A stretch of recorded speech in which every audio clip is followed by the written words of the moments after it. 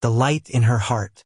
Sofia sat on the park bench, her gaze fixed on the autumnal sea of leaves. The wind gently caressed her face, but a storm was raging inside her. Her heart was heavy, broken by a love that was no more. She had believed he was the one, but now all that remained was emptiness. She had cried for days, lost herself in memories. She couldn't imagine ever loving again, ever trusting again. Why, God? Why did it have to end like this? Her prayer remained unanswered. At least that's what she thought. That afternoon, her path led her past a small church. Something inside her made her stop. She hesitantly entered. The scent of candles and old wood enveloped her, and her heart grew lighter with every breath she took.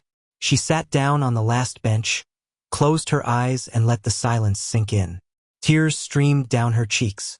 She felt small, lost, as if she no longer knew who she was. Sometimes pain leads us to places we would never have found otherwise. A soft voice suddenly said next to her. Sofia looked up. An older woman with gentle, wise eyes smiled kindly at her. God heals broken hearts. Maybe not immediately, but if you trust him, he will show you a new way. These words resonated with Sofia.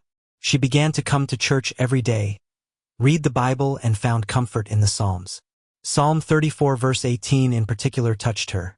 The Lord is close to the brokenhearted and helps those who are of a contrite spirit. She spoke to the priest, who advised her to give herself time.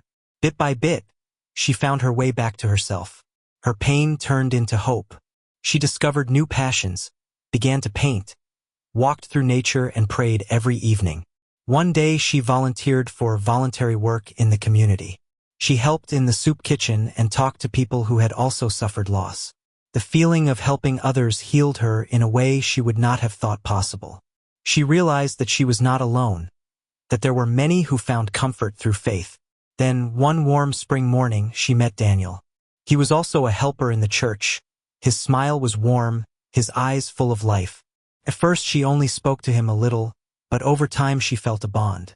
They laughed together, told each other stories. It wasn't an overwhelming feeling like when she thought she had found the love of her life. No, it was gentle, patient, genuine.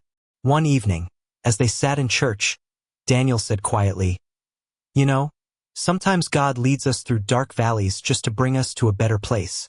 These words touched Sofia deeply. She finally understood that her pain had not been in vain. He had led her to a new, better place in her life.